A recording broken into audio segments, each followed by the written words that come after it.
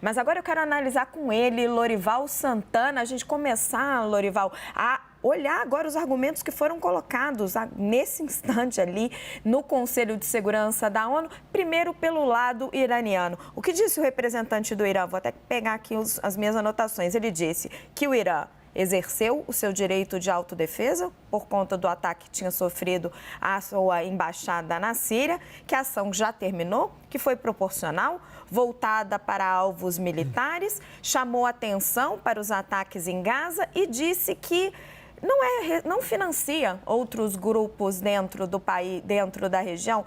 Indiretamente, não citou os nomes do Hezbollah e do Hamas, mas deu a entender, olha, esses são grupos legítimos que defendem a Palestina, não estou por trás deles. Como é que você avalia, Lorival, o posicionamento iraniano? E só destacando para vocês, terminou lá na ONU, em Nova York, a reunião. Mas sobre o lado iraniano, Lorival, como você avalia o comentário deles de que o ataque que eles fizeram foi proporcional?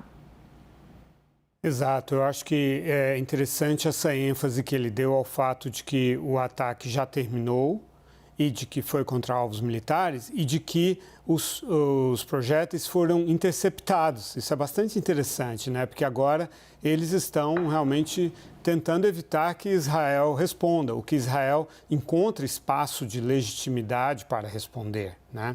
Então, olha, foram interceptados. Na verdade, não teve nenhum dano. Jamais você veria o regime iraniano dizendo isso para a população iraniana, quando você olha para os comunicados do governo, da agência de notícias oficial, a IRNA, que foi uma vitória, foi um sucesso, atingimos os nossos objetivos, os nossos alvos e tal. Então, isso é natural, né? São linguagens diferentes para contextos diferentes.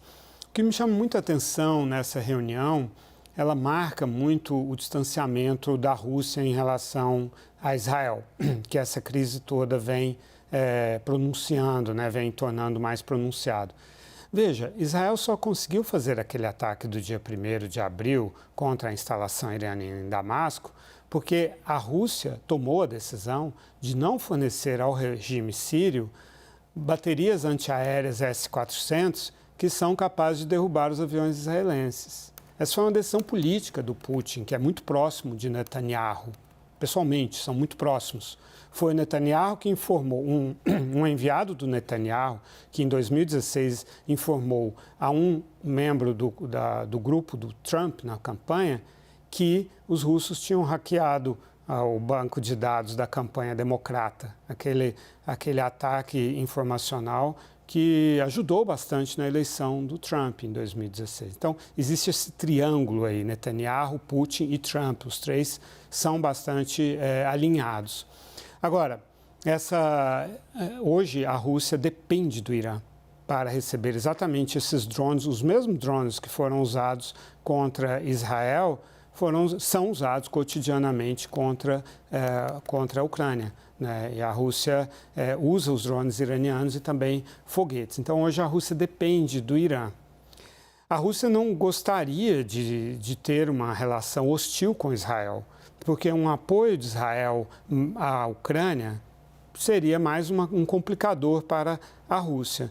No entanto, no balanço entre os interesses, a Rússia acaba tendo de defender o Irã. E o embaixador russo, o Vasily Nebenzia, fez isso com bastante contundência, né?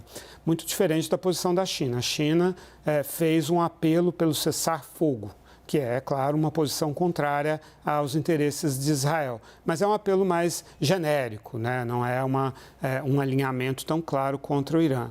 Embora a China seja o possibilitador, a China que dá o oxigênio financeiro tanto para o Irã quanto para a Rússia, comprando petróleo depreciado pelas sanções ocidentais contra os dois países, contra o Irã e contra a Rússia. Ou seja, a China, que tem aquela sede de energia e de alimentos, ela se beneficia de todo esse esquema de sanções que os Estados Unidos e a Europa impõem tanto ao Irã quanto contra a Rússia.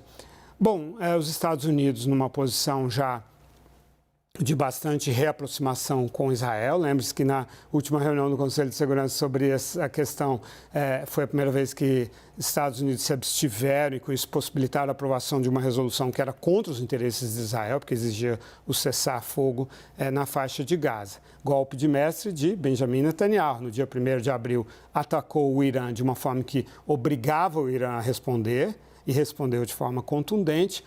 Um presidente americano jamais sobreviveria politicamente, não declarando e exercitando sua total proteção a Israel quando está sob ataque de seu maior inimigo, que é o Irã. Então, agora temos a reaproximação. Só que a mensagem do Joe Biden para o Netanyahu na conversa pelo telefone durante essa última noite que passou, tinha 3 recados. Primeiro, meu apoio a você é ironclad, ou seja, é total, inabalável, apoio a Israel, defesa de Israel. Entretanto, não escale o conflito, não dê uma resposta desproporcional, tente encarar como uma vitória o sucesso absoluto das forças antiaéreas, da defesa antiaérea israelense. Em terceiro lugar, não aproveite a oportunidade para fazer uma ofensiva contra Rafah, porque ali tem 1,5 milhão de pessoas, seria um banho de sangue. Eu não acho que o Netanyahu ouviu esses 2 últimos recados, ele se concentrou no primeiro recado. Os israelenses, ao longo do dia, em entrevistas à CNN Internacional, o presidente Isaac Herzog, o ministro da Defesa, todos eles estão salientando que surgiu uma nova coalizão pró-Israel, em favor de Israel internacional, Estados Unidos, Reino Unido e França. Eles não mencionam, para não constranger tanto, Arábia Saudita e Jordânia, que são países muçulmanos, mas são sunitas, são rivais do Irã, que é xiita. Mas, de qualquer forma, Israel está querendo saborear esse momento, né, de ter uma aliança internacional em sua defesa, quando poucos dias atrás estava totalmente isolado, até mesmo pelo seu grande parceiro, que são os Estados Unidos. Talvez isso acabe servindo de uma contenção para a resposta israelense, talvez, porque dentro do gabinete israelense existem elementos muito radicais, como o ministro da Segurança Nacional, Itamar Ben-Gvir, que pediu que Israel go crazy now. Ele deve ter dito isso em hebraico, não sei como é em hebraico, mas traduzindo para o inglês é isso: vai com tudo, Israel, vamos acabar com o Irã. E ao lado dele, ele é o ministro da Segurança Nacional, ao lado dele está o ministro das Finanças, você sabe a importância disso no caso, que é o Bezalel Smotrich. Os dois são representantes dos colonos judeus na Cisjordânia, ultra-radicais, ultra-nacionalistas. O que eles desejam e falam abertamente é a expulsão de todos os palestinos da região para eles tomarem todo o território.